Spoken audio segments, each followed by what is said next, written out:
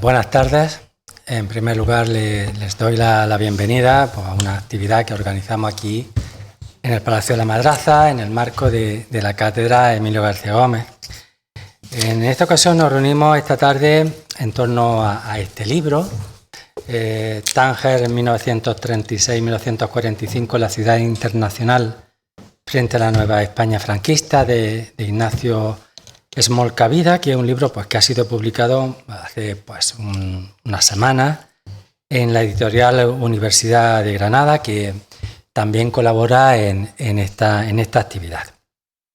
Por lo tanto, quiero expresar en primer lugar mi agradecimiento a María Isabel Cabrera por estar aquí, ¿no? Por colaborar con esta actividad y por colaborar con nosotros durante mucho tiempo. Que realmente cada vez que presentamos un libro de la editorial Universidad de Granada, pues Maribel Cabrera tiene la amabilidad siempre de acompañarnos, ¿no? Y de estar junto a nosotros en esta actividad.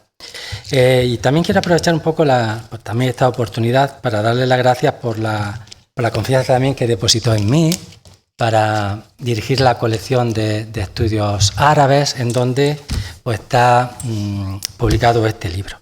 Una colección que ya tiene su pequeña historia y que desde que fue creada fue dirigida por la compañera y querida amiga Celia del Moral, profesora emérita de la Universidad de Granada, y donde nos han publicado ya una serie de libros creo que bastante interesantes, de calidad, que libros que la temática siempre gira un poco en torno a la misma temática que la cátedra Emilio García Gómez, es decir, de alguna manera investigar la realidad del mundo árabe, bien en la época pasada del medievo o bien en la época actual.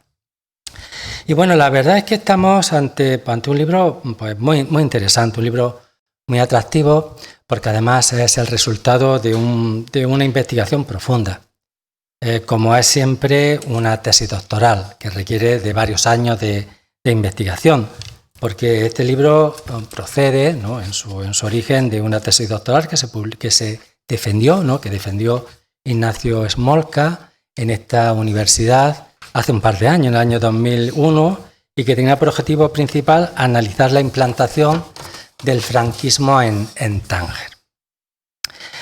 Porque Tánger la verdad es que fue una ciudad singular, una ciudad especial. Bajo mi punto de vista, Tánger sigue siendo una ciudad especial y singular, ¿no? Esa apertura, ¿no?, ese cosmopolitismo que tiene la ciudad. Tánger durante la época colonial, como ustedes saben, fue una zona internacional, una zona neutral, y eso hizo que se convirtiera en una especie de microcosmos que reflejaba poco a pequeña escala todo lo que pasaba a gran escala o en escala mayor en otros entornos, como en España o en Europa durante la época de entreguerras, lo cual de luego no es poco, porque estamos hablando realmente de la contextualización del franquismo y de la Guerra Civil Española, los orígenes, los antecedentes y las consecuencias, y también la relación del franquismo con los regímenes fascistas de Europa durante la época de entreguerras, que también se están configurando en esta época y que darán lugar a la Segunda Guerra Mundial. Por lo tanto, yo creo que es una obra importante, una obra fundamental para conocer cómo se estaba configurando esa nueva España franquista, que se prolongará durante 40 años al menos. Y yo poco más voy a decir del libro, porque para eso nos acompañan esta tarde dos personas con las cuales contamos en esta mesa, empezando por María Isabel Cabrera, la directora de la editorial, y posteriormente con María Isabel Lázaro Durán, que es profesora de estudios árabe islámicos, jubilada desde hace unos años, pocos años. Ella también una gran especialista en Marruecos, en la historia, en la cultura de Marruecos, traductora al español de algunas obras de literatos marroquíes de gran relevancia, y además que ella ha tenido una relación vital, diría yo, con Marruecos en general y con Tánger en particular, porque ella es de Ceuta. Y además ella orgullosa de ser de Ceuta y de alguna manera Tánger y todo el norte de Marruecos ha sido su segunda casa. Posteriormente a la presentación del libro pasaremos a la conferencia que impartirá el doctor Ignacio Smolca, y que lleva por título La ciudad internacional de Tánger frente a la nueva España franquista. Y sin más, pues le voy a dar la palabra en primer lugar a María Isabel Cabrera. Muchas gracias, Carmelo, muchas gracias a todos ustedes por acompañarnos esta tarde aquí. Siempre es un placer y bueno, nos hace pues, muy feliz a la editorial formar parte de todo el calendario de actividades que se programan en esta casa, en el Centro de Cultura Contemporánea. Y como bien ha dicho el director de la cátedra, Emilio García Gómez, siempre venimos desde una larga trayectoria trabajando y colaborando juntos y bueno, le agradezco enormemente que siempre tenga en cuenta en la programación anual la edición de libros de la editorial para seleccionar aquellos títulos que, y no solo también de la editorial, pero en este caso nos afecta directamente, aquellos títulos sobre la temática que pues merecen ocupar su sitio en esa amplia y rica programación del curso académico.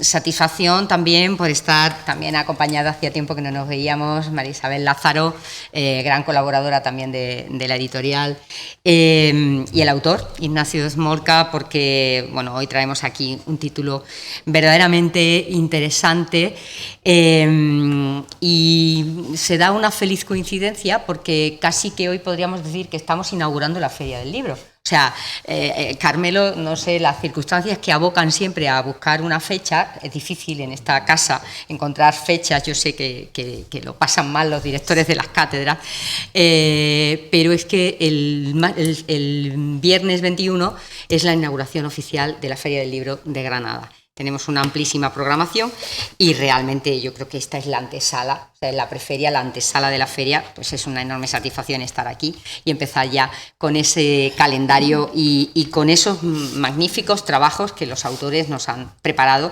para elaborar nuestro programa, que podía ser infinito, pero no hay espacio ni tiempo para ubicarlos a todos. Sí que les daremos voz el lunes, que es la presentación del catálogo, y aunque se presenta otro libro, pero siempre en esa presentación del catálogo procuramos hacer un breve balance de lo que se ha publicado en el año. Además de tener esta colaboración tan intensa con la cátedra Emilio García Gómez y con Carmelo Pérez Beltrán, pues como él bien ha dicho, tenemos el lujo. Es un intenso colaborador de la editorial, aparte de como autor, porque además de la colección de estudios árabes, que bueno, ha tomado el relevo también de Celia del Moral, y que bueno, es una colección que tiene una trayectoria importante y que se va enriqueciendo con títulos de gran interés y de gran proyección. Es una colección de gran calidad. Y también, bueno, un impulsor de la transferencia de conocimiento del área de conocimiento a través de una revista que es ya decana de la Universidad de Granada, Miscelánea de Estudios Árabes y Hebreos.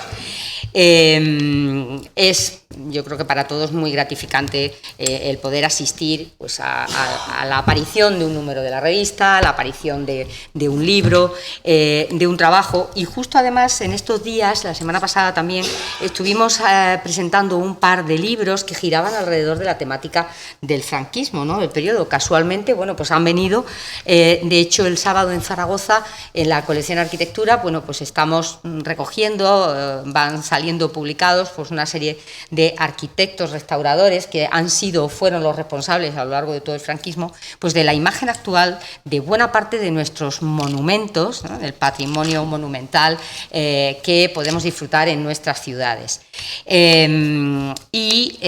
También unos días antes presentábamos otro trabajo, pues un estudio de un investigador mexicano que llegó a España allá por muy a principios de los años 50 para recorrer, para aprender, estudiar el barroco español y, bueno, de alguna manera ponía de manifiesto pues un apartado interesante de la etapa franquista, que era su política exterior. Y, bueno, es entre las actuaciones, aquel día, evidentemente, pues resaltamos sobre todo esa política exterior dirigida hacia Iberoamérica, esas relaciones que fueron, además de, bueno, políticamente muy intensas y muy interesadas, y que fueron fluctuando también en función de la propia evolución del régimen, cambiando lógicamente a partir del final de la Segunda Guerra Mundial, pues también las relaciones culturales, que fueron bastante intensas desde el régimen. Hoy tenemos aquí otro territorio, Marruecos, que, bueno, es ese norte de África. Fue un territorio que desde orígenes remotos, ¿no?, ya había tenido o había sido del interés de castellanos y de portugueses en ese deseo de expansión por el norte de África, ya desde el siglo XV, siglo XVI, y que lógicamente pues a partir del siglo XIX, a finales del XIX y del XX, ¿no?, pues va a ser un punto estratégico muy importante tanto para la diplomacia y el comercio europeo como también español. Y recordando sucintamente pues fechas y datos, no voy a ser yo la que se adentre en el tema porque tenemos especialistas aquí en la mesa que son los que se van a ocupar, pero sí que pues en 1906, en la conferencia de Algeciras, pues se va a establecer la partición del sultanato de Marruecos en dos zonas de influencia, francesa y española. Luego en 1912 se transformarían en los protectorados español y francés. En 1923 España, Francia y Reino Unido firman un acuerdo en París, el protocolo de Tánger, porque se establece el condominio de estos países en lo que pasará a ser conocido como Zona Internacional de Tánger, y, bueno, luego se fue ratificando en el año 24, en el año 28, incorporando también otros países, inclusive la Unión Soviética en 1945. Como ya el libro se adentra, ¿no?, en el periodo de la Guerra Civil en España y, lógicamente, a partir del año 40, cuando entran las tropas del Tercer Rey en París y las tropas españolas toman la ciudad. Se ponen y aparecen muchos temas y, lógicamente, pues ese valor como enclave multicultural de Tánger, ¿no?, como, bueno, centro de comunidades musulmanas, judías, cristianas, y ese lugar de atracción también de artistas intelectuales. Yo, barriendo para adentro, porque soy historiadora del arte, pues ya me cabe recordar desde el siglo XIX pues visitas a este territorio de magníficos artistas como Delacroix o nuestro Mariano Fortuny, que, bueno, plasmó maravillosamente en una pintura la batalla de Tetuán, o incluso Henri Matisse, el fundador, ¿no?, del fauvismo, por no mencionar muchos otros nombres. Creo que, bueno, tenemos también otros títulos en la editorial, y recientemente sobre la temática bueno, focalizada en el norte de África, pues se publicaron muy a comienzos de 2022, el año pasado, otro texto, otro libro, El año infausto, España 1921, por el aniversario justamente, que iba y se ocupaba también en uno de los capítulos del desastre de Anual. Y también en la colección Conde de Tendilla, que inaugurarán, bueno, también con textos tanto de historia, es decir, como textos militares, otro libro sobre la gesta de Alcántara y los valores militares, que, bueno, los dos están teniendo un gran recorrido. Yo auguro, desde luego, al libro, por la temática, pues un largo recorrido, y felicito, por supuesto, al autor, y, bueno, le agradezco que haya confiado en la editorial de la Universidad de Granada para publicar su libro. Y bueno, pues por supuesto también felicito a todos los que han intervenido en el diseño, en el trabajo, en el montaje de esta obra, y por supuesto al director también de la colección. Que bueno, creo que estas sinergias entre todos, aparte de contar con María Isabel Lázaro hoy para presentar, pues nos permiten, ¿no?, pues cumplir con nuestra principal misión, que es la de trasladar, transmitir el conocimiento que se hace en la Universidad de Granada y en las universidades, las instituciones públicas, pues a la sociedad, que es nuestra principal misión, y para eso estamos hoy aquí, para hacer público esos contenidos a través de un libro que yo de verdad les invito a conocer y a leer detenidamente. Pues muchísimas gracias y bueno, vamos a disfrutar de la charla de la mano de estos especialistas. Muy bien.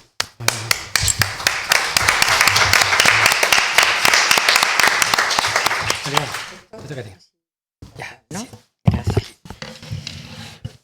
Bueno, yo conocí a Ignacio Smolka, que acababa de terminar su tesis doctoral con un título parecido al del libro que presenta hoy aquí, y yo me quedé fascinada porque nadie hasta ahora había hecho un estudio histórico del tamaño académico y de investigación académica rigurosa y de una manera que, bueno, a mí me fascinó. Yo lo vi a este muchacho, que su tío Juan Vida me lo presentó, y yo dije, pero bueno, ¿de dónde ha salido este historiador joven? Porque lo vi desde el primer momento, un chico muy joven, y con esta enjundia investigadora. Luego ya supe que su padre había sido compañero nuestro, historiador, y de Ceuta, porque lo de ser de Ceuta lo llevo con orgullo relativamente, porque es una ciudad también muy conflictiva, de otro tipo de conflicto muy diferente al de Tánger, lógicamente, pero para los que hemos nacido allí, y sobre todo en los años 50, que yo ya soy mayorcita, es que hemos vivido lo que allí se cocía. Y lo que allí se cocía no se cocía una vez que atravesabas el estrecho. Aquello era como otro mundo, un mundo muy diferente, pero que curiosamente nadie, es una exageración, pero que en general no se conoce aquello. Y digo en general por parte de la historiografía contemporánea. Entonces yo iba a Tánger con 3 años, ya me llevaban a Tánger, allí en Tetuán vivían mis tíos, funcionarios. Siempre he presumido, hoy día ya no se puede decir eso, de que mi padre no era militar, porque siempre, ¿tu padre es militar? No, mi padre es de la población civil, que es otra historia también. En fin, que ayer, sin ir más lejos, le mandé a Ignacio el carné del auxilio social, del servicio social, que en la España franquista, y estamos hablando del año 70 y 73, todavía las mujeres teníamos que hacer para ir a la universidad, para sacarnos el carné de conducir, y lo tengo allí, lo tengo en mi casa guardado porque memoria histórica es, y en esa memoria histórica estamos. Bueno, sirva esto de preámbulo. Sin duda hay que empezar siempre agradeciendo, por supuesto, a la editorial de la Universidad de Granada, a Maribel Cabrera, por la publicación de este libro, a Carmelo Pérez Beltrán, catedrático de Estudios Árabe Islámico, catedrático, director de la Cátedra García Gómez y director de la colección de Estudios Árabe Islámico. Y hay que agradecerle esta atención porque, ojo, yo pienso que el libro de Ignacio Smolka no es un libro para historiadores, es un libro para arabistas también, para arabistas que se encargan del norte de África. Es decir, que tiene una enorme amplitud. El libro yo de entrada se lo aconsejo a todos los asistentes porque el libro es impresionante. O sea, no sales del asombro, a medida que vas leyendo, no sales del asombro de las cosas que ocurrieron y que han ocurrido durante tantos años, como bien sabemos. Y yo, en la desesperanza de aquel tiempo, siempre digo, ¿cómo hemos llegado vivos hasta aquí, ¿no? Y cómo hemos llegado, digamos, tan bien como podemos decir que estamos. Bueno, pues agradecer y sobre todo darle la enhorabuena a Ignacio Esmolcavida, porque publicar en la editorial de la Universidad de Granada es un lujo. Es un orgullo. La directora es muy modesta, pero es un lujo porque tiene un enorme prestigio en la universidad, la editorial. Bien, decir previamente que si bien el libro está dedicado al estudio de Tánger, Ignacio no deja de nombrar a dos ciudades importantes en ese contexto, como son Tetuán y Ceuta. Ceuta, la base donde llegaban las tropas y donde se cocía absolutamente todo. Digamos, era la referencia. Y Tánger, en algunos aspectos, pues dependía también para el franquismo de Tetuán y Ceuta. Este libro es una obra importante y necesaria, como decía antes, porque viene a cubrir una de las grandes lagunas que aún quedan por completar en nuestra historia contemporánea. Ignacio Esmolca habla de un norte de África que aún es desconocido para una gran mayoría de nosotros y sin cuyo conocimiento es imposible entender la historia de nuestro país durante buena parte del siglo XX. A mí, en mi escuela, y eso que estaba en Ceuta, nadie me hablaba de estos temas. Me imagino que pasado a Algeciras, todavía menos. Sabemos que el desastre de Anual, como acaba de nombrar Maribel Cabrera, el desastre de Anual vino, digamos, a romper la España que teníamos. El rey tuvo que emigrar y la historia cambió. Vino la República. Eso tampoco se estudia.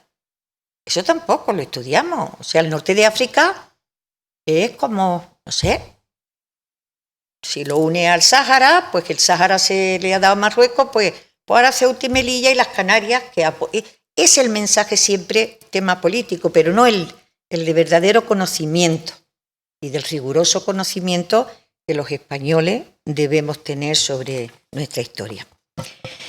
Bueno, para quienes no conocéis a Ignacio Esmolca, aparte de gente que sí te conoce mucho y muy bien, hay que decir que es doctor en Historia Contemporánea por la Universidad de Granada y profesor de enseñanza secundaria. Siempre me digo que este chico dará pronto un salto a la universidad, porque la universidad necesita de perfiles como el de Ignacio Esmolca. Pero, en fin, allá la universidad. Bueno, yo también estoy bien en secundaria. Su cualidad de investigador nato y concienzudo y su origen paterno-ceutí, aunque él es granadino por línea materna, aquí tenemos a su madre, sin duda ha servido de influencia para sumergirse en un estudio riguroso del franquismo en el norte de África español y muy especialmente en Tánger, sobre la que elaboró, como comentó Carmelo Pérez Beltrán, su tesis doctoral. Quiero decir que su director fue el catedrático Francisco Cobos Romero, que es otro especialista también en franquismo, y que, como se ha mencionado, él defendió en el 2021. En el 2021 publica una monografía ya en el Instituto de Estudios Ceutíes, que ahí ha tenido mucho eco porque el instituto y la biblioteca, precisamente su director, Alarcón, pues ha trabajado también el franquismo en Ceuta y recomiendo la lectura. Es un historiador que se doctoró aquí, se licenció en la Universidad de Granada con su maestro jubilado, Miguel Gómez Oliver. Entonces es un hombre muy válido también y muy bien. Pues le publicó el Instituto de Estudios Ceutíes una monografía, La edificación ideológica e institucional del franquismo en el norte de África, un análisis comparado a partir de los casos de Ceuta, Tetuán y Tánger. Porque aunque todo eso se ve como que están uno al lado de otro, cada ciudad tenía una particularidad específica. Yo pienso en los juegos malabares que los franquistas tuvieron que hacer para ir casando judíos con musulmanes, árabes con cristianos, etcétera, etcétera. De allí no se podía salir muy bien coordinado. Bien, pues esta monografía la podéis consultar en el YouTube de la Biblioteca Pública de Ceuta. También él ha publicado en revistas académicas artículos como Tánger, una experiencia falangista en el seno de una sociedad internacional. En la revista Historia Social, en 2020 lo publicó. También comunicaciones como Budapest, Madrid, Tánger, la memoria sobre la actuación del régimen franquista ante el Holocausto en Hungría, que la presentó en el 15 Congreso de Asociación de Historia Contemporánea. Y no hace mucho viniste al Ateneo de Granada con en la sección de memoria histórica y nos diste un título precioso, porque los títulos, a mí me gustan mucho los títulos porque ya de alguna manera estás diseñando lo que vas a contar. El título era Viva España, arriba el Islam. El norte de África, la heterodoxa esencia del franquismo. También puede consultarse esta conferencia, aunque estamos con las mascarillas en aquel entonces, en el YouTube del Ateneo de Granada. Los aspectos formales del libro son los siguientes. Consta de 312 páginas, más un plano de la villa de Tánger del año 1935, un plano precioso, que está al final del libro. Y se abre con una página de contenido referido a las abreviaturas utilizadas. Recoge un glosario de términos marroquíes que el lector que es ajeno a los temas árabes pues agradece. Por ejemplo, Ait el-Kebir, Daher, Habous, Mahsen. Tú lo lees y dices, ¿esto de qué va? ¿No? Bueno, alguna, lo mismo lo sabéis, pero para una lectura de público generalizado pues es posible que no se entienda. Y luego tiene una excelente introducción que el propio autor elabora y que a modo de guía nos sitúa desde este primer momento en la complejidad del estudio y comprensión de la curiosa y paradigmática historia del franquismo en el norte de África y sobre todo de la especificidad social, política y étnico-cultural de la ciudad de Tánger. Una ciudad internacional de carácter políglota con una poderosa colonia de judíos, y esto hay que destacarlo, porque Hitler estaba en su nazismo ya con su política contra los judíos, y allí, en Tánger, una colonia poderosa económicamente y de gran influencia sociocultural en la ciudad, estaba allí en el Tánger internacional y posteriormente franquista. Ojo que están los judíos sefardíes. Los judíos sefardíes son los que provenían de Sefarat, de Al-Ándalus, los que los reyes católicos expulsaron sin mediar palabra. Esos sefardíes estaban en el norte de África, pero estaban también lo que en nuestra área conocemos por los askenazíes, los judíos askenazíes, que son los que vienen de Europa. Entonces, cada comunidad de judíos, unos apoyaban a los franquistas y otros a la República. O sea, toda esa complejidad estaba allí en la ciudad. No solo en Tánger, sino también en Ceuta y Tetuán, aunque dice que en Ceuta eran pocos los que había todavía sigue habiendo y existe.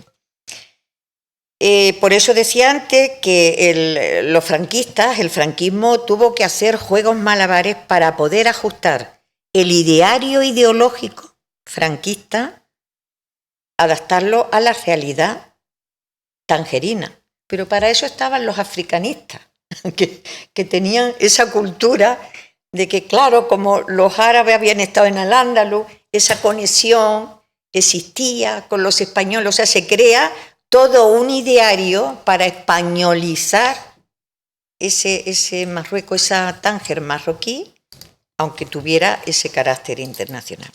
Bueno, 6 capítulos conforman el contenido general del libro. Primero, Tánger, una atalaya excepcional sobre la Europa de entreguerras. Segundo, la lucha por la hegemonía política de Tánger. Tercero, Tánger, un frente único en la geografía de la Guerra Civil Española.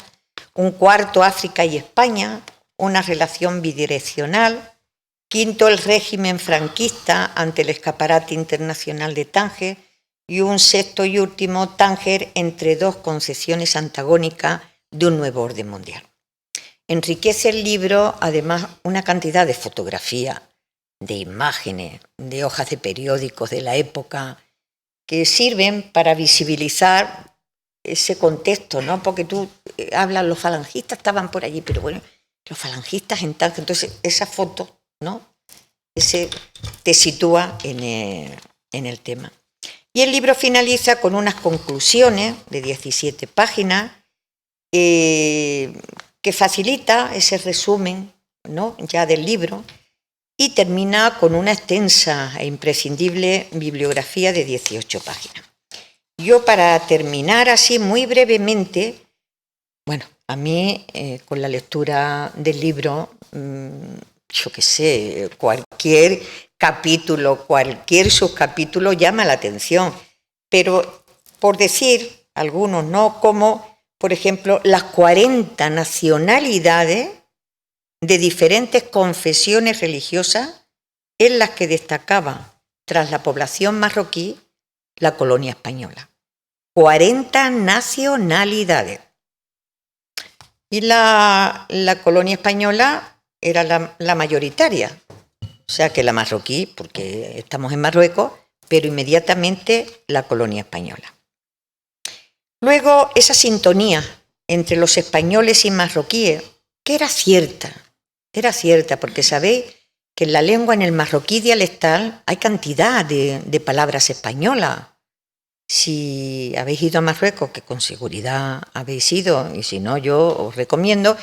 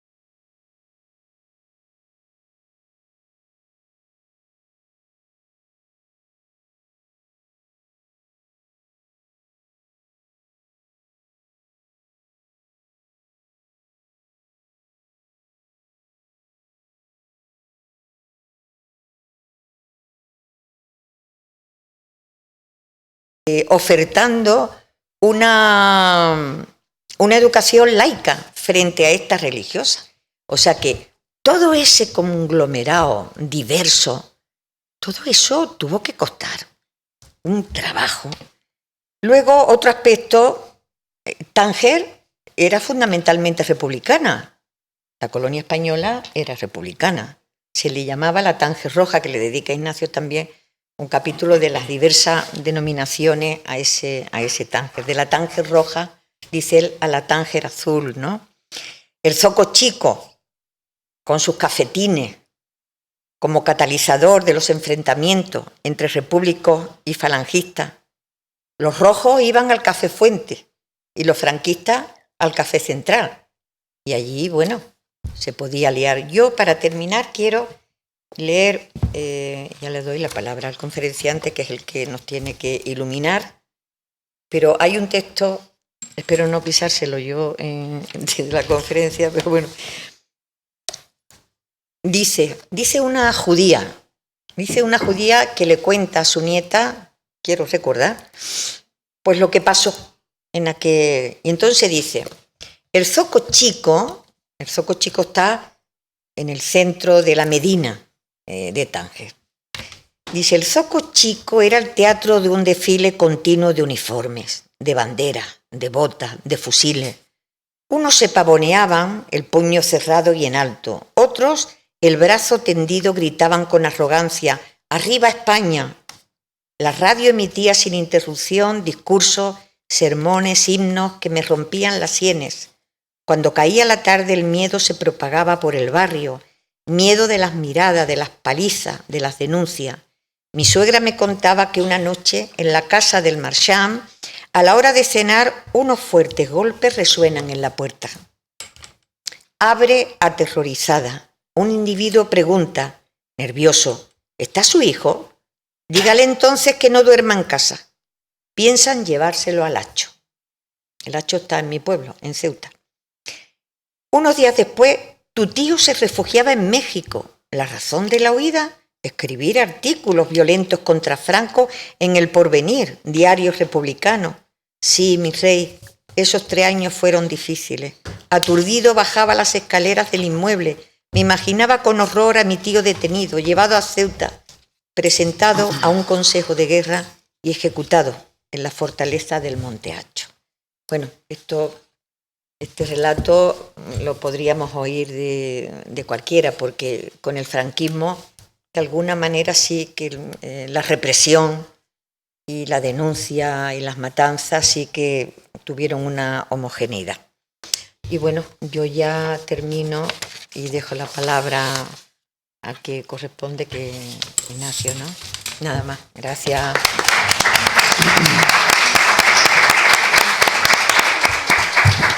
Pues eso, pues pasamos ya a la conferencia con el doctor Ignacio Smolka. Muy bien, bueno, pues en primer lugar quisiera dar las gracias al público asistente, porque además después de todo este tiempo que hemos estado en pandemia, que me ha tocado ir exponiendo los resultados de esta investigación de muchos años, en muchas ocasiones, ante auditorios prácticamente vacíos. No, que subas el Vale. Que lo suba, vale. Sí. Ante auditorios prácticamente vacíos a causa de la pandemia. Eso sí, me hubiera acompañado vía online, pero no es lo mismo, desde luego. Y, por supuesto, para agradecer tanto a la Editorial Universidad de Granada como a la Cátedra Emilio Gómez, porque me han permitido la posibilidad de estar aquí presentando el trabajo de muchos años de investigación, bueno, como puede saber cualquiera que haya realizado una tesis doctoral. Eso, por ejemplo, también lo sabe muy bien mi mujer Elena, que me acompañó en muchas ocasiones. Y quisiera también agradecer al Instituto de Estudios Ceutíes, porque durante todo ese tiempo también prestó una inestimable ayuda. Y además yo siempre lo digo, que más allá de la aportación económica que me ofrecieron, lo que más valoro yo, aparte de las orientaciones que pude yo recibir, tanto por parte de José Antonio Alarcón, de José Luis Barceló, de Rocío Valrivera, sobre todo es el efecto que tiene, más allá del Tarajal, es decir, en Marruecos, por las puertas que abre, el reconocimiento que tiene el Instituto de Estudios Ceutíes en Marruecos.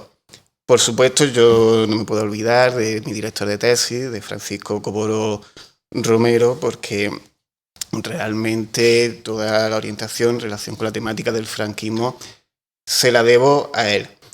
Y me dejo para el final también a otra persona que sin ella seguramente este trabajo no hubiera visto nunca la luz.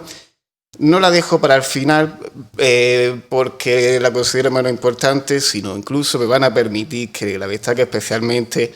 Me refiero a mi madre, porque fue de todo momento quien me apoyó y que me animó a realizar esta investigación, y además sobrellevando los momentos más delicados en los que, cuando se realizó una tesis, además en otro continente, en otra frontera, no es sencillo, precisamente cuando además también uno tiene sus obligaciones laborales, y sin ella no hubiera sido posible.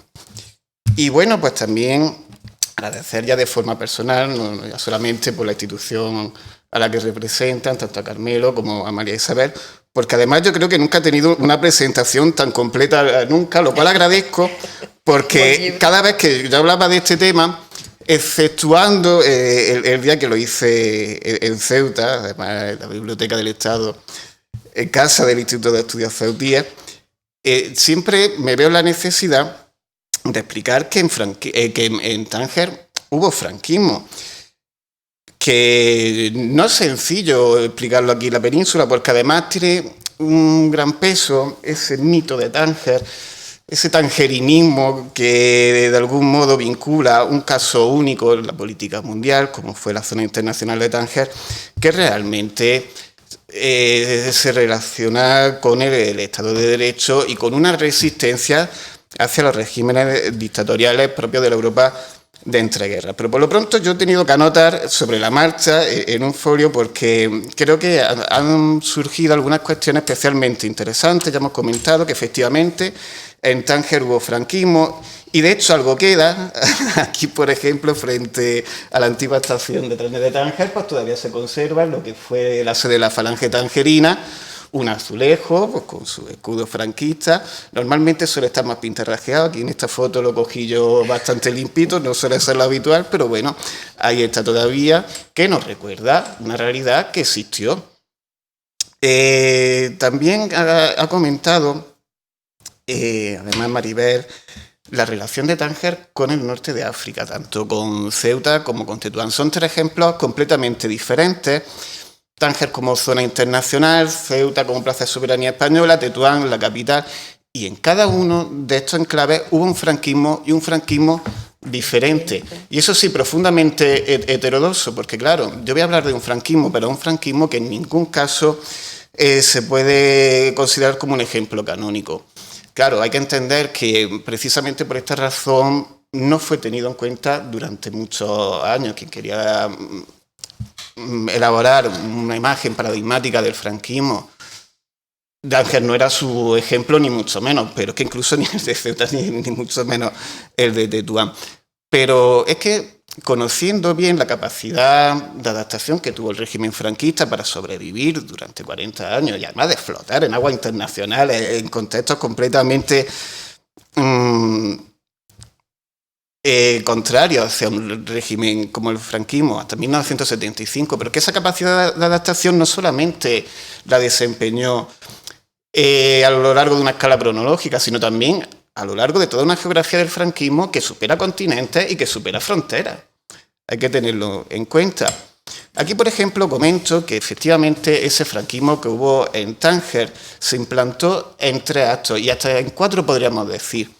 Porque realmente el franquismo en Tánger nace al igual que en el resto del norte de África y en la península, es decir, con el estallido de la guerra civil, de manos de una falange que va a ser no completamente independiente de las jerarquías nacionales y de las autoridades militares, pero sí en un grado que en la península era impensable.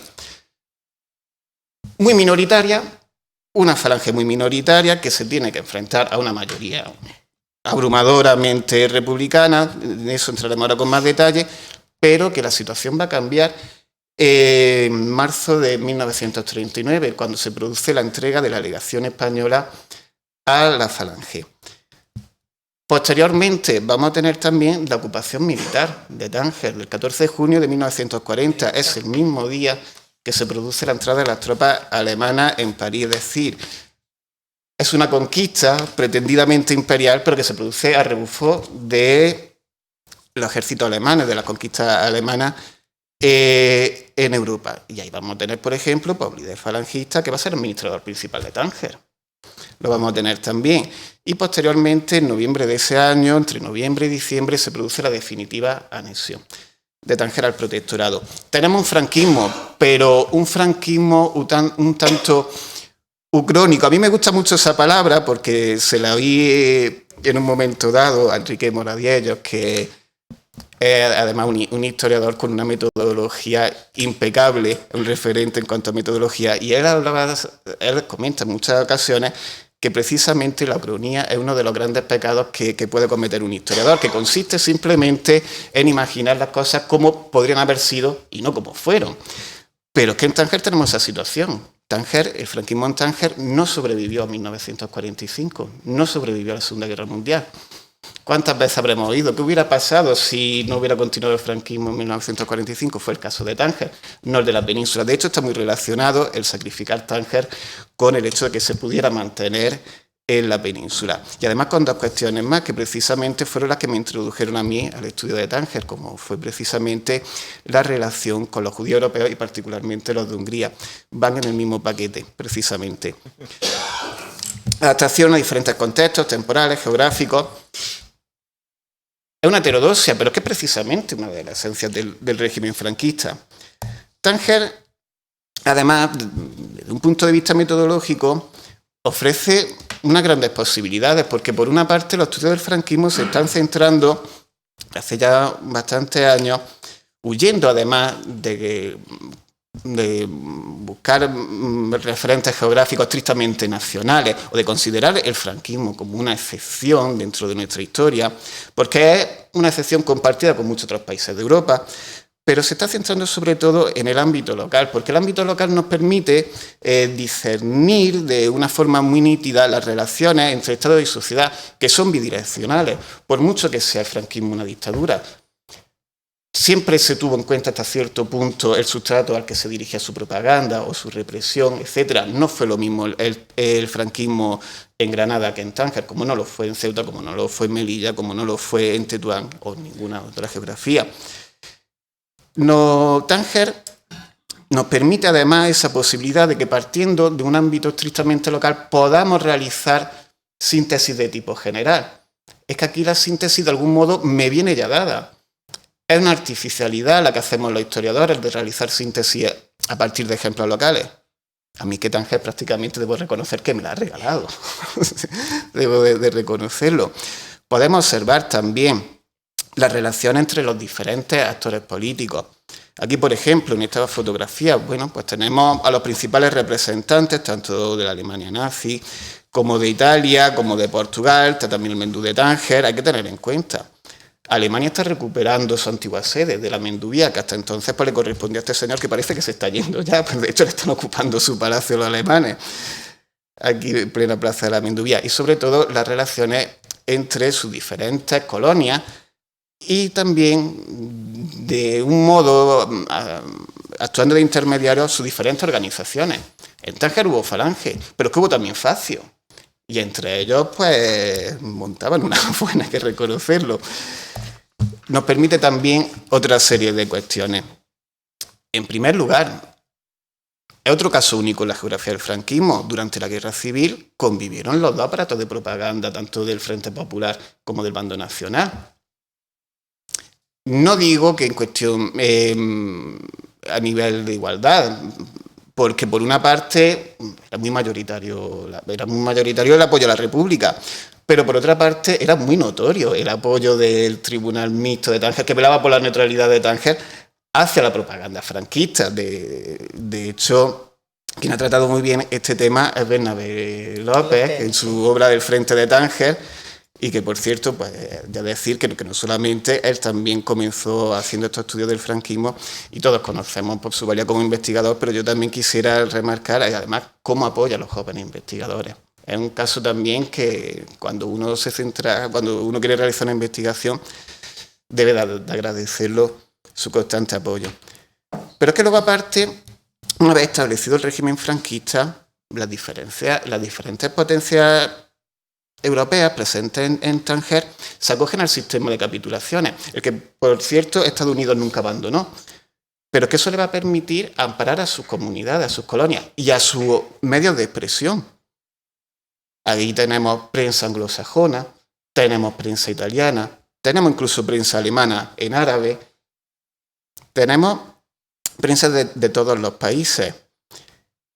Esto además aporta también otra cuestión. Si quisiéramos utilizar los medios de propaganda del franquismo, que, hombre, en la península desde luego debemos de ser muy cautos, en Tánger hay que reconocer, tienen cierto grado, no digo de imparcialidad, pero por lo menos hablan de temas que no se hablaban en la península. Claro, es un absurdo ignorarlo si el periódico francés o el periódico inglés lo van a comentar. Debe de entrar también en esa cuestión. Nos permite una serie de posibilidades realmente excepcionales. Pero es que incluso la propia Tánger es una fuente. Tánger representa una auténtica cartografía a escala local del mundo de entreguerras. Antes ha comentado también Maribel, 40 nacionalidades. Confesiones religiosas, por supuesto la islámica, la judía en sus dos vertientes, la sefardita, la que nací, el cristianismo católico y protestante. Y luego hay por ahí también algún hindú suelto. De hecho, en el libro aparece toda una relación de nacionalidades y, bueno, tremenda. Pero es que además,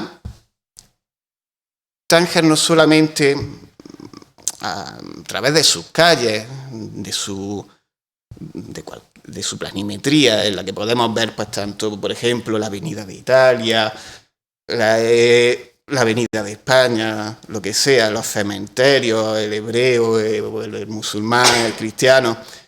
Es que también hay algunos nombres que, por ejemplo, aquí tenemos, además aparece el primero, el de Fermín Salvochea, alcalde de Cádiz, conocido anarquista, refugiado en Tánger. Y es especialmente interesante porque este mapa es de 1942. El franquismo lleva ya 2 años implantado y, de hecho, en comunicados internos se insistía cuándo vamos a cambiar de las calles que son hostiles abiertamente al régimen, pero que incluso podemos hablar de la calle Esperanza Orellana, tan relacionada con el Teatro Cervantes de Tánger, que no fueron precisamente ningún apoyo para el franquismo. No recuerdo nunca quién, pero una cita que nunca puedo evitar utilizar yo también o tomarla prestada porque me parece una descripción fantástica de lo que fue Tánger, que al fin y al cabo era una sociedad una sociedad creada al modo de sucesivos estratos de erupciones volcánicas de ese volcán llamado Europa. No es solamente una cartografía internacional, es también una cartografía social. Y de hecho, antes hemos comentado la relación entre la población española y la población musulmana. En este caso tengo que reconocer la fotografía es de Ceuta, no dispongo fotografía de Tánger ni del protectorado español, pero sí de numerosas crónicas por parte de los principales ideólogos del africanismo, del franquismo, que hablaban precisamente de cómo el colonialismo español estaba sembrando de barrios, de barracas, lo que a día de hoy llamamos chabolas, todo el norte de África, incluyendo Ceuta, que por cierto está el foso de San Felipe, pero Tetuán, cualquier ciudad, y también se hizo en Tánger. Es decir, ¿existió realmente esa hermandad hispano-marroquí? Sí, yo lo tengo muy claro, porque no solamente fue parte de la propaganda franquista. Por ejemplo, el propio cónsul de Estados Unidos en Tánger, J. Ripstein, hablaba de esta situación, siendo él además arabista, él era un conocido arabista. Él lo atribuía, al igual que la propaganda franquista, de un modo muy romántico. Él decía textualmente que los españoles, esta hermandad hispano-marroquí residía en el hecho de que los españoles éramos una extraordinaria mezcla de romanos y de moros. Bueno, parte es verdad y a mí me gustaría pensar que algo de esto tuviera que ver, pero lo cierto es que la hermandad hispano-marroquí se produjo sobre todo por motivos de tipo social. Hemos visto los barrios europeos, el barrio español, por ejemplo, pero es que existe también otra España en el interior de la Medina, donde convivieron españoles más humildes, con población marroquí. Se insiste mucho también, incluso en la prensa franquista, una cuestión, yo no he podido comprobar su veracidad, pero pudiera ser, que la iglesia de la Purísima de Tánger es el único edificio religioso no musulmán dentro de una medina, del interior de una medina. No lo he podido comprobar, pero pudiera ser. Eso no habla mucho de la presencia española en la Medina, pero sobre todo donde convivieron muchos españoles con población marroquí, venida sobre todo del ámbito rural, fue precisamente en el extrarradio de Tánger, en esos barrios de barracas, que a día de hoy no queda ni la memoria y que, por supuesto, no va a venir la Junta de Andalucía a restaurarlo por su valor arquitectónico, como si sucede con otros barrios del norte de África. Bueno, la presencia española es muy importante, pero no se ve reflejada, ni mucho menos, en la administración internacional de Tánger. España ocupa una posición muy secundaria, por supuesto, detrás de Francia, pero también de Inglaterra. Es que incluso Estados Unidos, que no participa en la administración internacional, se puede decir que tiene una mayor presencia. Ante esa situación, bueno, ya se activa, por así decirlo, la mente de los grandes ideólogos del africanismo. Hay que destacar a Tomás García Figueras, hay que reconocer su mérito como creador de toda una ideología, es un personaje interesantísimo, eso es un mérito que no se puede negar, pero sus proyectos pasan por una depuración de una colonia a la que consideran apesebrada, acostumbrada a recibir ayuda por parte de una legación que precisamente, y partiendo del protagonismo que tiene la colonia española junto con la población marroquí, a la hora de reclamar derechos laborales en una época conflictiva, como fueron los años republicanos, reclamando derechos que podían existir en los países de aquellas potencias presentes en Tánger, pero que no las reconocían en cambio en Tánger, por ejemplo, la jornada laboral de 8 horas diarias, etcétera. Siempre fue la colonia española quien protagonizó estas huelgas, estas manifestaciones, junto con la población marroquí, que en muchos casos no se tiene en cuenta.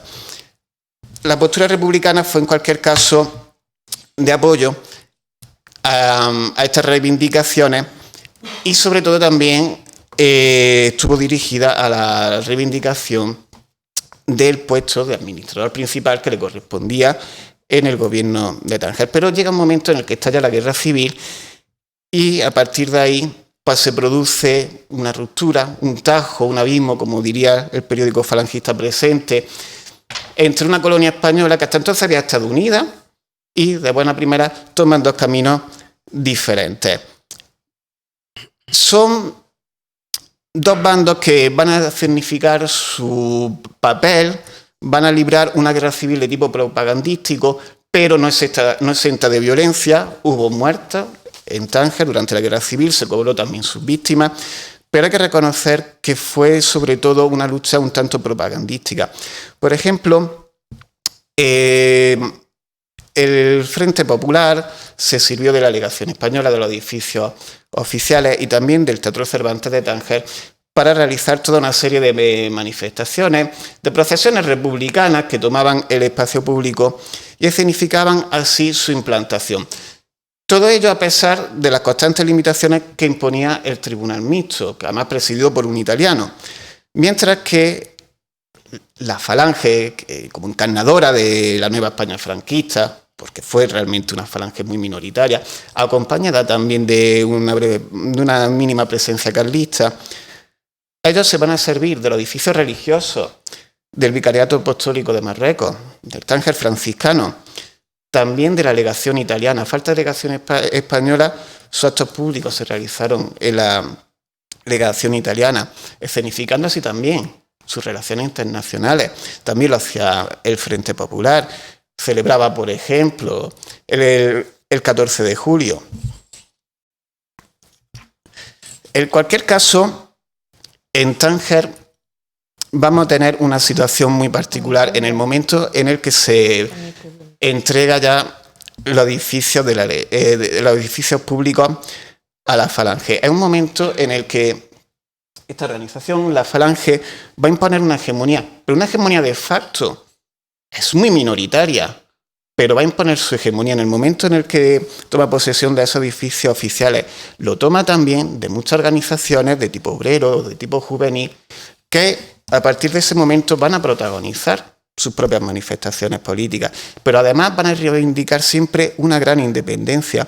Por ejemplo, este monumento que vemos aquí, que estaba erigido en los terrenos de la legación española de Tánger, puede sorprender que en Tánger encontramos una cruz de los caídos. La hubo, y bien hermosa que es, pero es que además resulta que es muy particular, porque no cumpliría en ningún caso las directrices que debían de cumplir este tipo de monumentos en territorio español, que estaban regidos por una comisión de estilo. Por ejemplo, el de Granada, el que propuso Antonio Gallego Burín, fue rechazado por bonito, por tener macetas con geranios, etcétera, etcétera. Se quería algo sobrio, como correspondía, ¿no? Este monumento no lo hubiera pasado sin ninguna duda. Por ejemplo, el hecho de que el emblema de la falange exterior, de la falange tangerina, esté presente a un nivel superior que la cruz, probablemente no hubiera pasado el filtro. Pero es que luego, además, al consabido lema de caídos por Dios y por España, aquí en este caso se une una coletilla muy particular y por falange, porque es la falange tangerina realmente a quien está dedicado este monumento. No fue un espacio de cohesión entre los vencedores, sí lo fue de imposición sobre los vencidos, pero fue más bien un monumento que expresó precisamente esa independencia de la Falange, que además fue muy combativa. Hay que tener en cuenta también, antes Maribel comentaba esa relación de Tánger con el norte de África. Hubo un momento en el que yo tuve que ampliar el marco geográfico y hablar también del protectorado español y de las plazas de soberanía. Porque es que resulta que Tánger y su ocupación militar van a cerrar, por así decirlo, un doble ciclo simbólico que se inició en el norte de África. El norte de África, al fin y al cabo, uno de los principales manantiales del franquismo. En el norte de África tiene lugar la conjura del Llano Amarillo, que aquí tenemos el monumento del Llano de Ketama, del 12 de julio. Va a continuar por la insurrección temprana de Melilla. Luego va a proseguir por Aguas del Estrecho, ya camino de la península, en el episodio denominado por la propaganda franquista como el Convoy de la Victoria, en el que las tropas del Ejército de África rompen el cerco republicano y llegan hasta la península. Pero es que luego ese ciclo va a continuar por la propia península. La propaganda franquista del norte de África va a recoger como suyos topónimos como Oviedo, Teruel, el Ebro, es decir, los frentes de guerra en los que vierten su sangre tanto los miembros del Ejército de África como de la bandera de Falange de Marruecos. Pero ese ciclo va a volver a tierra africana. En el norte de África se van a producir uno de los grandes hitos políticos de la construcción del franquismo. Aquí, por ejemplo, a la derecha vemos la primera gran concentración nacional sindicalista, presidida aquí por Serrano Suñer, el 17 de julio de 1938, celebrada en Ceuta. Parece ser que es la primera celebrada en España, por un día se adelanta a la de Valladolid. Parece ser, al fin y al cabo, es que el protectorado español supone una entidad paraestatal que va a servir de apoyo para la sublevación militar, el triunfo del franquismo y la construcción del franquismo, porque es que en muchos casos se van a recoger aspectos propios de ese gobierno militar del protectorado español. Es una experiencia previa que tienen los militares como administradores. Pero resulta que el 14 de junio del 40 entran las tropas, bueno, son jalifianas, porque no se podía entrar con las tropas españolas en Tánger, tenían que ser las del Jalifa, como representante del sultán, pero bueno, que estaba también el acorazado Vulcano en la rada del puerto de Tánger para proceder a la ocupación militar, ¿no? Quería comentar también, en este caso, esta victoria, la prensa franquista va a dar una imagen que va a suponer el inicio de una pretendida época imperial que va a enlazar con las victorias franquistas en la guerra civil. Es decir, es el final y el comienzo de ese ciclo simbólico y político norteafricano. En cualquier caso, aquí se producen situaciones un tanto paradójicas, porque la incorporación al protectorado español de Tánger va a suponer la sumisión de la Falange. Va a ser la primera víctima. Quien hasta entonces había protagonizado la representación del Estado franquista va a ser sometida completamente. Va a quedar simplemente para participar en los desfiles y a partir ya del año 43 incluso desaparece.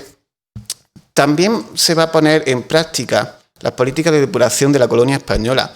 Sí, es cierto, no es un caso comparable al de España, no lo es, pero aquí, pues, sobre todo se depuraron laboralmente a los funcionarios afines a la República y fueron muchos los que se exiliaron.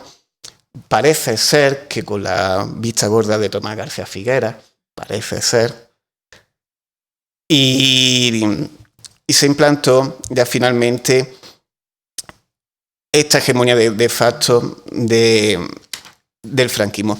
Pero es que resulta que en el momento en el que se incorpora Tánger a la geografía del franquismo, lo que no se está solucionando como se pretendía, un problema de tipo internacional, una amenaza de tipo internacional frente al régimen, sino que se está introduciendo en su seno.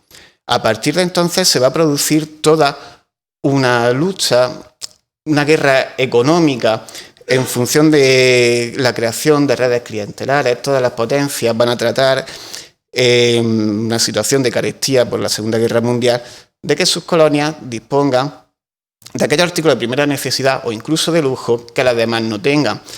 Esto va a dificultar mucho el principal reto que se va a plantear el franquismo para mantener Tánger a la finalización de la Segunda Guerra Mundial.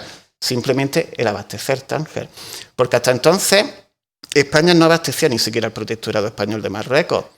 Se abastecía sobre todo a partir de los recursos que aportaba Francia especialmente y también Inglaterra.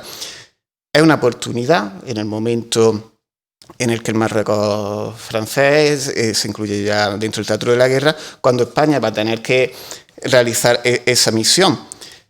Y no va a ser precisamente fácil, sobre todo cuando la propia España está en una situación de miseria, especialmente a partir del año 41-42.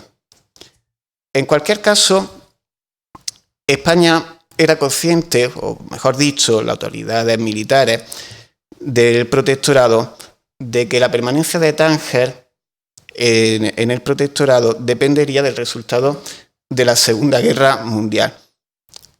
Es una posición muy subsidiaria la que adopta España frente a unas potencias del eje a las que le vincula su afinidad ideológica, a las que le debe mucho, pero por otra parte también tiene una gran vinculación especialmente con Inglaterra, porque va a ser realmente quien va a aportar la mayoría de los suministros de Tánger. Fueron muchos ataques los que tuvieron que soportar los británicos por parte de la autoridad española, apoyados por los alemanes y por los italianos, pero ellos confiaban precisamente en ese poder económico que tenían, y es que al fin y al cabo los que estaban dando de comer a Tánger. Hay que tener en cuenta, por ejemplo, cómo Belvedere llega a pedir al gobernador de Gibraltar que le envíen cajas de leche en polvo, que al final se reducen mucho, para distribuirla a través de las falanges. Finalmente se distribuyeron, pero a partir de las distintas instituciones benéficas de las distintas potencias tangerinas.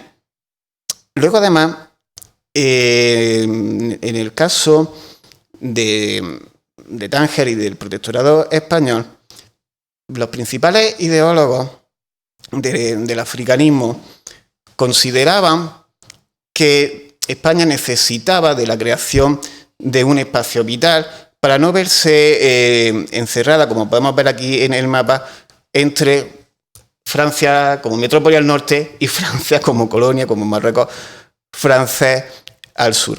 Se pretendía ampliar tanto la zona de protectorado español, ocupando el Marruecos francés, como incluso los territorios de Ifni y de Río de Oro. Pero la situación va a cambiar, especialmente con la entrada de Estados Unidos en la Segunda Guerra Mundial, porque aquí ya no se plantea tanto el régimen franquista esa entrada en la Segunda Guerra Mundial como el hecho de que la guerra viene a nuestras puertas a través del Marruecos francés.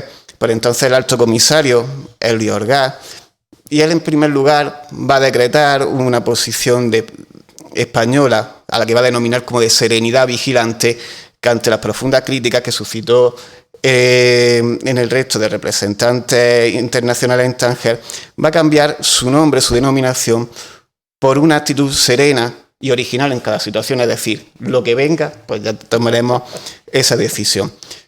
La propaganda franquista hizo un gran esfuerzo por jugar la baza de la permanencia de Tánger en el protectorado español, es decir, en la geografía del franquismo, pero sí continúa su afinidad ideológica con las potencias del eje, además manifestada continuamente a través de numerosas manifestaciones, actos públicos, sobre todo en unión al fascio italiano, obviamente no permitían semejante cuestión.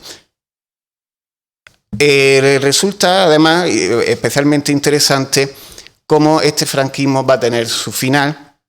Hablábamos de 1945, pero además una fecha un tanto particular, porque va a ser el 11 de octubre, es decir, la víspera del Día de la Raza, cuando además se celebraba una feria en la Avenida de España, en Tánger, una feria sevillana. Bueno, pues la celebración ese año fue un tanto amarga.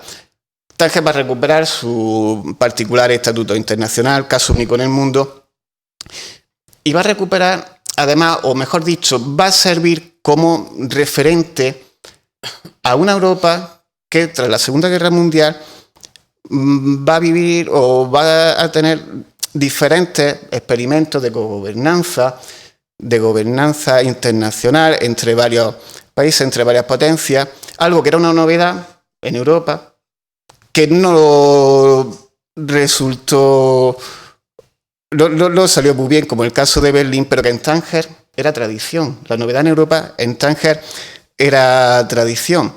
¿Comenzaba una nueva época? Bueno, para Europa sí, para Tánger quizá no tanto. Y resulta muy interesante una cita con la que he querido acabar, aunque quiero mencionar también una cosita relacionada con la presentación antes de finalizar. Esta cita extraída del Tánger Gazette, es decir, de la publicación anglosajona, el periódico anglosajón de Tánger, tanto británico como estadounidense, en el que afirmaba, con una cierta incredulidad, que sería ingenuo esperar que no vaya a haber nadie en Tánger muy dispuesto a adelantarse a los libros de historia, anunciando una nueva era, en la que quizá no sea descabellado encontrarse un capítulo titulado El espíritu de Tánger. Yo todavía no he visto ese título en ningún libro, ¿qué le vamos a hacer?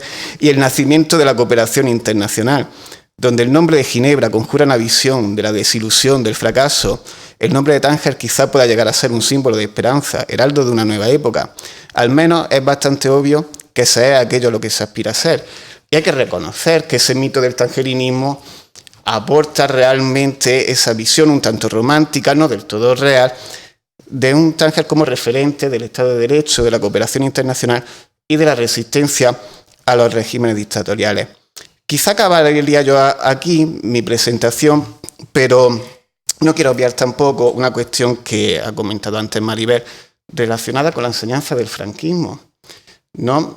Una época en la que no se estudiaba el franquismo. No lo puedo evitar como en mi condición como profesor de enseñanza secundaria. Se supone que legalmente enseñamos el franquismo. Constantemente los profesores de enseñanza secundaria de historia oímos que no explicamos el franquismo.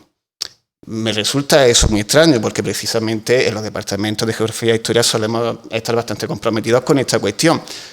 Simplemente decir, no hay ahora mismo ninguna dictadura que nos lo impida, pero sí tenemos otro tipo de dictadura. Yo el franquismo se lo tengo que explicar a mi alumno en una semana. Los 40 años del franquismo en una semana. Y es simplemente darle un tema para que lo memoricen para la selectividad. Otra cosa yo no puedo hacer. No se estudia el franquismo, no se estudia la historia contemporánea de España hasta segundo de bachillerato. Es mínimo lo que se estudia en cuarto de la ESO y nada más. Hacemos lo que podemos. Si en el programa, si en el currículum no se incluye, otra cosa no podemos hacer, porque muchas veces las críticas proceden precisamente de quienes tienen la posibilidad de cambiar esta cuestión.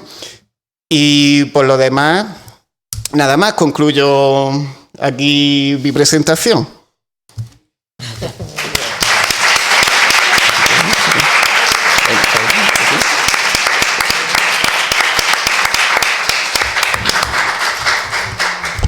Pues muchas gracias, Ignacio, por la conferencia.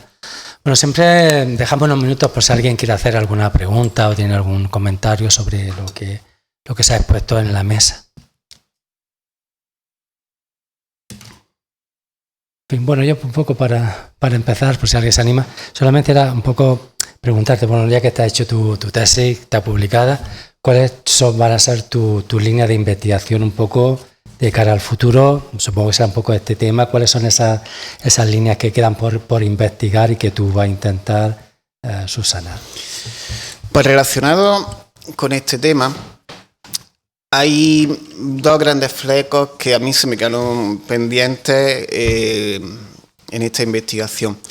Una, trabajar en mayor profundidad la política represiva del franquismo en Tánger, porque además se produce sobrepoblación internacional. En Madrid, en el Archivo General de la Administración, existen cajas y cajas procedentes del Boletín de Información de la Falange Tangerina, también del Consulado General de España, en el que podemos consultar innumerables expedientes abiertos Población española sobre todo, también marroquí, pero también de las distintas nacionalidades. Es una de las cuestiones a las que le quiero dedicar un mayor esfuerzo. Y por otra parte, a las relaciones entre distintas instituciones de Tánger, y me refiero concretamente al Vicariato Apostólico de España y Marruecos, que tiene un archivo magnífico, pero magnífico, y el pobre está, bueno, los medios no son los que le gustaría a sus responsables. Y hay un archivo que hay que trabajar y que puede dar lugar para muchos años de investigación. ¿Qué puede salir de ahí? Bueno, pues sobre todo la presencia, la importancia del nacionalcatolicismo en un marco tan complejo, pero que incluye también para sus relaciones con el resto de comunidades. Por ejemplo, hay carpetas enteras dedicadas a lo que se le llama la casa de la sinagoga, las relaciones con los judíos, muy interesante. Por supuesto, pues, con la jefatura del Estado, con la jerarquía de falange, tanto a nivel nacional como dentro del protectorado. Es una auténtica beta que a mí me encantaría poder trabajar y dejarme llevar allí, tirar de la cereza y que me vayan saliendo ya los racimos, porque tiene que ser interesantísimo. Sí.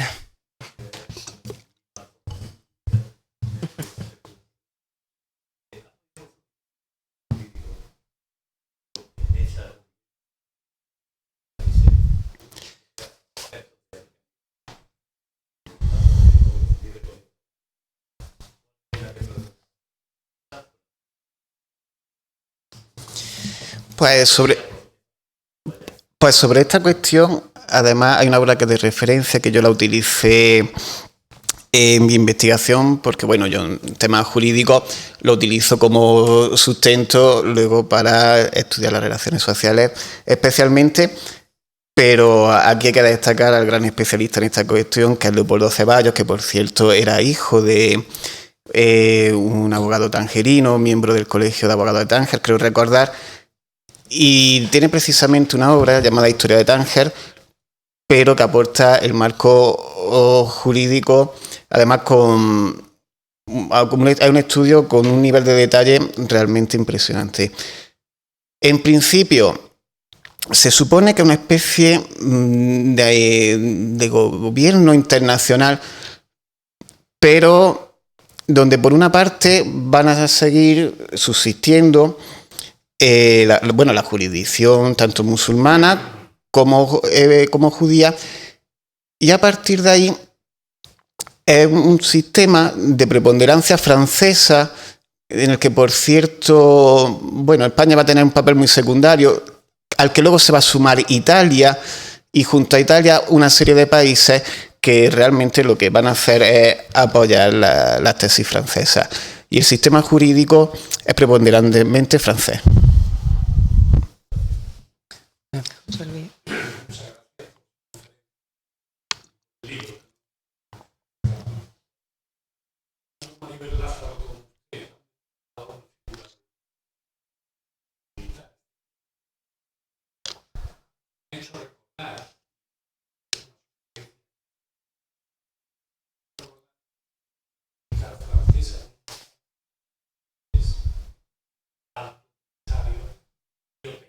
Sí, creo que sí.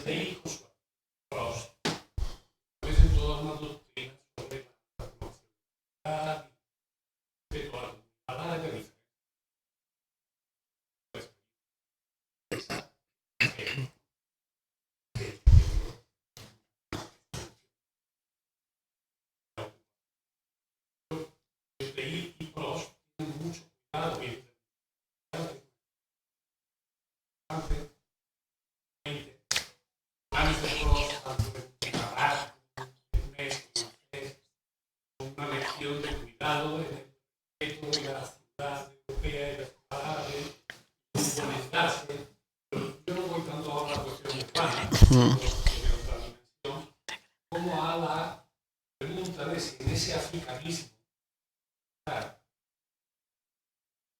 pues algo una relación histórica.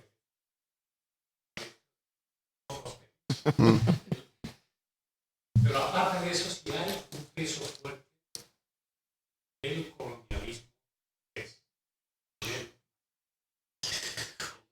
ahí teórico, Maribel Lázaro ha dicho que intenta ensamblar las dos comunidades. Lo dice él. Gracias. Lo dice él. Pues reconocido no, pero es muy visible. Tomás García Figuera, bueno, él no fue alto comisario, fue, eso sí, el creador en la sombra de ese africanismo, pero él se fija mucho precisamente en la figura de Lyautey, precisamente por una razón, porque él dispone de una confianza, dispone de un tiempo, de una capacidad de actuación que ninguno de los altos comisarios españoles en Marruecos tuvo, sustituido brevemente a cada cambio de gobierno, por supuesto también con el cambio de régimen, mientras que Lyautey sí se mantuvo durante muchos años, además contando con experiencia previa, creo recordar, en Madagascar, ahí ya no estoy yo muy seguro, creo recordar. Pero él, sobre todo, y no es el único, la propaganda de estos ideólogos africanistas, que luego fue también la prensa franquista, ellos critican mucho precisamente la política urbana del protectorado francés. Ellos ven ese nuevo urbanismo como una auténtica agresión a la vida marroquí. Esos nuevos barrios del extrarradio, ese ámbito urbano en el que la población autóctona, también la población rural, no tiene cabida y son presa fácil para ser alistados en el ejército francés. Se critica mucho, pero si vemos precisamente ese urbanismo o esa situación social en las ciudades del Protectorado Español de Marruecos, creo que precisamente se está reproduciendo aquello que se le critica al colonialismo francés. Pero es muy visible también. Y de hecho, como muchos de ellos también participaron tuvieron como salida el ejército, carne de cañón que le llamaban. Pero yo creo que se está criticando precisamente lo mismo que se está realizando en el norte de Marruecos. No se va a reconocer que el ejemplo es Francia, pero parece que, si no lo es, siguen caminos paralelos. ¿Quería preguntar algo? No, yo quería, si no quiere nadie hablar, referente a lo que has dicho de los institutos y de los profesores. Yo ahora mismo no sé cómo está la situación. Cuando yo he argumentado esta cuestión, lo he hecho referente a nuestras generaciones más antiguas. Yo ahora has dicho que el franquismo se explica. Claro. Poco tiempo y más. Pero yo ya no era el franquismo general, sí, que sí. me imagino que se explicará, aunque sea poco y de esa manera, sino este norte de África y el significado que ha tenido para la historia contemporánea. A eso me refería. Sí, bueno, Profesor, también. yo estoy segura que tú vas a explicar el franquismo mejor que nadie. Pero es que esa línea también tiene lo suyo, porque a día de hoy explicarle a un alumno que un territorio africano puede ser español y de la Unión Europea es complicado, pero es que yo lo pienso muchas veces y a quienes hacen los libros de historia pienso que también, porque en muchos casos, bueno, Ceuta y Melilla no existen, las Canarias tampoco. Es que ni siquiera a la hora de hablar del franquismo se menciona muy brevemente. Dicen, ni siquiera en esa situación, es muy poco. Por supuesto, cuando estamos en la Edad Media hablando de la Andaluz o de la antigua España romana, no existe. El norte de África, nada. Nada. Ni para bien ni para mal, que no existe. Ya, no existe. El otro día le pregunté a un chaval de la ESO que si sabían que un poeta famoso y decían, nombraban a los cantantes. Digo, pero hombre, eso es un poeta. Digo, es de Granada. ¿Es de Granada? Entonces saca un móvil de último diseño y dice, Siri, un poeta de Granada. Y ya dice, ya lo sé, Federico García Lorca. Digo, pues hay que ponerle una matrícula a Siri. Yo quería también mostrar, como antes ha hecho también Maribel Cabrera, de la historia del arte, de la literatura. La literatura, el reflejo de este franquismo. Iba a traer un de mi gran amigo y querido Mohamed Shukri, que escribe en Tiempo de Errores, un capítulo se lo dedica a una tal Rosario de Tánger, que lleva una pensión, y Rosario habla. Rosario era del norte de del norte de España, de Cantabria pero él dice, Rosario parecía andaluza, porque la mayoría de la colonia española eran andaluces en general. Y entonces habla de su reacción contra Franco y demás. O sea que todo esto, por supuesto, Arturo Barea, en la trilogía suya, tiene un capítulo dedicado a Ceuta, habla de la corrupción de los militares franquistas, ¿no? Bueno, es que todo eso es un conglomerado, ¿no? Y muy amplio, y que también es otra fuente. La fuente literaria también debe servir de apoyo a la literatura, imagino. Nada más. Bien, pues si no hay ninguna otra cuestión, vamos a acabar esta actividad. Desearle mucha suerte a Ignacio con este libro, mucho éxito también, y en esas nuevas líneas de investigación también, pues estamos deseando de que aparezcan nuevos libros para presentarlos aquí. Claro que sí. Y bueno, darle las gracias también a las dos personas que nos acompañan, que han presentado este libro, a Maribel Cabrera, la directora de la editorial, y a Maribel Lázaro, pues querida compañera y amiga de siempre. Y muchas gracias a ustedes también por asistir. Hasta la próxima.